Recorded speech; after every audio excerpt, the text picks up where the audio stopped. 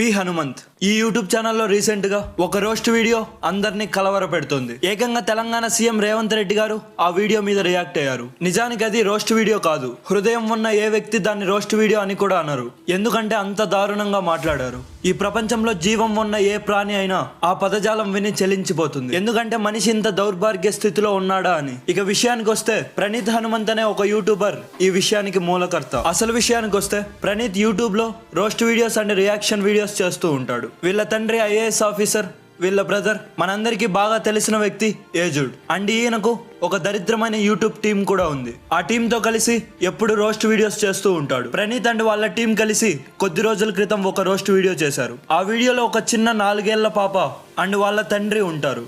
ఆ తండ్రి కూతుర్ని కోపంగా చూస్తూ బెల్ట్ తీసుకొని పాపకు దగ్గరగా వెళ్ళగా పాప దగ్గరకు వచ్చి పాపను బెల్ట్ మీదకు ఎక్కించి ఊయల ఊపుతాడు. అయితే ఈ రీల్ ని వీళ్ళు చాలా అంటే చాలా దారుణంగా రోస్ట్ చేస్తారు. ఎంతలా అంటే చెప్పాను కదా, జీవం ఉన్న ఏ ప్రాణి అయినా చలించిపోతుంది అని. వాళ్ళు చేసిన వ్యాఖ్యలు ఏవైతే ఉన్నాయో అవి చెప్పాలంటే నాకు కూడా చాలా సిగ్గుగా ఉంది. చిన్న పాపకి మరియు వాళ్ళ తండ్రికి మధ్య సెక్సువల్ యాక్ట్స్ ని సజెస్ట్ చేసేలా ప్రణీత్ అండ్ వాళ్ళ ఫ్రెండ్స్ వీడియోని రోస్ట్ చేశారు. ఆ డబల్ మీనింగ్ మాటలు నా నోటితో నేను అస్సలు చెప్పలేను. ఒక్కడేమో హాయ్ డాడీ టు హాయ్ నాన్న అని అంటాడు, ఇంకోడేమో హీ వెంట్ టు పీడో నాన్న టు పెదనాన్న అని అంటాడు. అలాగే ప్రణీత్ వాళ్ళ ఫ్రెండ్ ని ఆ ఫాదర్ పాపకి ఏరేం చెప్పడానికి ఇష్టపడతాడు అని అంటే ఆ విషయానికి వాళ్ళ ఫ్రెండ్ ఓపెన్ యువర్ మౌత్ హా అని అంటాడు. ఇంతకంటే దిగజారిన బతుకు ఇంకోటి ఉంటుందా? ఒక తండ్రి బిడ్డ పైన ఇంత కిరాతకమైన కామెంట్స్ చేయాలి అంటే ఆ వ్యక్తి ఏదో మృగాల జాతికి చెంది ఉండాలి.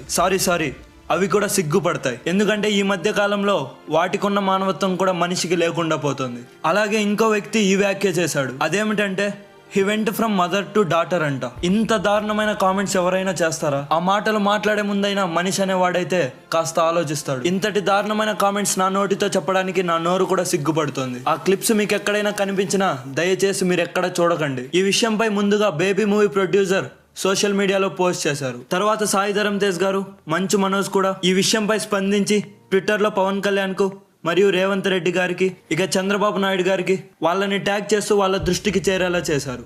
అసలు మనం ఏ లోకంలో ఉన్నా ఇది మన భారతదేశం. ఇదే మన పవిత్ర మతాలు అయిన హిందూ, ఇస్లాం, క్రైస్తవ, బౌద్ధ, జైన్ల మతాలు మనకు నేర్పింది. మన రాజ్యాంగం మనకు రైట్ టు స్పీచ్ అని స్వేచ్ఛగా మాట్లాడే హక్కు ఇచ్చింది. అంటే ఇలా మాట్లాడమని కాదు. ఇలాంటి వాళ్ళు ఉన్న సమాజంలో బ్రతుకుతున్నందుకు నిజంగా చాలా అంటే చాలా బాధగా ఉంది.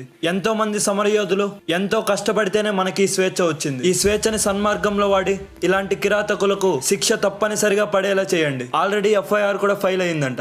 ఈ విషయంలో ఎవడెవడైతే జోక్యం చేసుకున్నాడో ప్రతి ఒక్కడికి శిక్ష పడి తీరాల్సిందే.